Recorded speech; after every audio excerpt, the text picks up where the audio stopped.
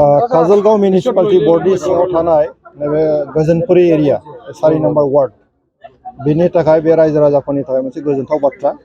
बेवहाय लगभग माने 1300 मिटार जे लामा पाका लामा जों दिनैहाय गायसननाय जादों, खुन्थिया गायसननाय जादों आसामनि मुख्यमन्त्रि पकिकरन मोनसे आसनिनि गेजेरजों। बे म्युनिसिपालिटिनि सिङावहाय जों 7 कोटी टाका मोनबोदोंमोन आरो बेनिनो पार्ट हिसाबै नैबे गोजोनपुरी गामियाव चन्दनपुरी गामियाव बेबायदिनो मोनब्रै मोनबासो स्किमा जों दिनै शुभारम्भ खालामदों आरो खोब गोजोनथाव बाथ्रा। गोबाव सम बे लामाया जायाखैमोन, दिनै मोननो हाबाय आरो बे लामा जानायाव निश्चय जोंनि बे जिहेतु टाउन एरिया गोलैयो, मिउनिसिपालिटि एरिया गोलैयो, बङाइगावजों नांजाबनाय थांलाय फैलाय लामाया जोंनि थाखाय खोब गोनांथार। बे लामाया पाकाब्लाबो बायजोब्बायमोन, नाथाय जों बेखौ गोदानै दिनै बानायनायनि खाबु मोनबाय। बे जोंनि थाखाय खोब मोजां आरो गोजोनपुरी गामिया थांलाय फैलायनि थाखाय दा मोजां मोनसे राहा दा मोननो थांगासिनो दं आरो बेखौ जों मोनसिगोन। सार, नोंथाङा बङाइगाव रिफाइनारि पेट्रलियाम लिमिटेडखौ लानानै पार्लियामेन्टआव मोनसे अभियोग खालामदोंमोन सार, बे दा माबोरै जानांगौ? बियो बङाइगाव रिफाइनारिया आइअसिएलनि आन्दारावहाय बेनि एक्सपेनसननि मोनसे प्रक्रिया जों रायज्लायबाय थादोंमोन आरो बे एक्सपेनसननि जि रायज्लायनाय हाबाफारि बे जागासिनो दङ।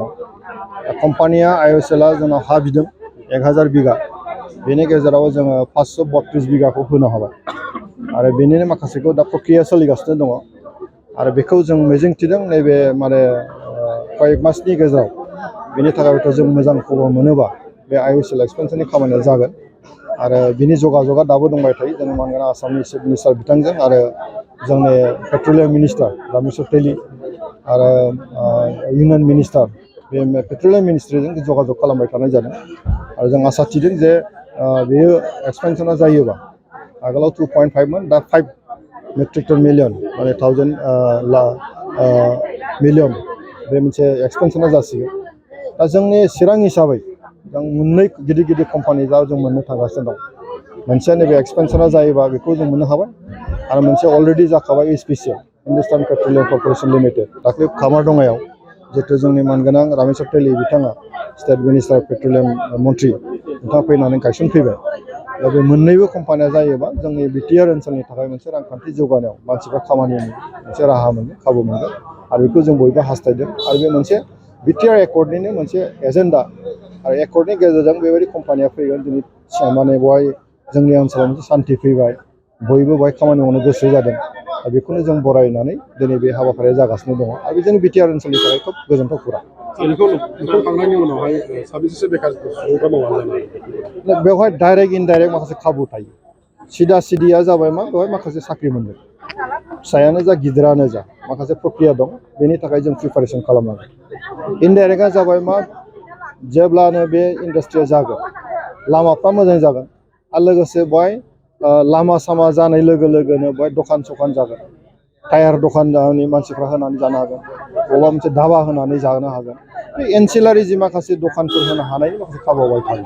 खारन बेवहाय लेबारफोर फैगोन, बाहेरानिफ्राय मानसि फैगोन, ड्राइभारफोर फैगोन, बे गासै मानसिफ्रा फैनाय लोगो लोगो बिसोरनो जानाय लोंनाय थानाय गासैबोथ' नांगोन। गारि फाहामनायनि थाखाय बेवहाय गेरेज नांगोन, बे गासैबो जिनिसा सरजाबो। दा बेवहाय जोंनि मानसिफ्रा गेरेज खालामनो हानाय मानसिफ्रा गेरेज खालामनो हागोन, नङा होमबा? सोरबा धाबा होगोन, सोरबा हटेल होनानै जागोन, बेबायदिसो जोंनि रांखान्थि अबस्थाया जौगालाङो। आरो गासैबोथ' साख्रि मोनजोबनाय नङा, दा साफा सानैया जोंना मोनगोन, जायफ्रा मोननो जग्य दं बिथांमोना मोनगोन, खिन्थु जायहा खामानि मावनानै जानायनि खाबु दङ बिसोर खाबुखौ मोनगोन। गथिखे बे जोंनि थाखाय खोब मोजां। गेलेमफु नोगोर फारसे थांनाय रेल लामाबो खोनानो मोनदों, ओमफ्राय राजा लामाबो माब्लासिमाव जानायनि? बेवहाय मोननै लामाया दा आराम्भ जाबाय। रेल लामायाबो बेहाय माने बेनि सेंसनाबो जाबाय, अलरेडि पजिसन लाखाजोब्बाय, खालि कनस्ट्राक्सननिसो बाखि। बेहाय गोनो गोथो जेबो गैया। क'क्राझारनिफ्राय गेलेमफुसिम रेल लामाया दा जानायनि लामायाव। लोगोसे सामथाइबारिनिफ्राय गेलेमफुसिम जे नेसनेल हाइवे बेबो आराम्भ जासिगोन। बेनि गासै जे अफिसियेल जि न' बानायनांगौ दं, खामानि दं, बे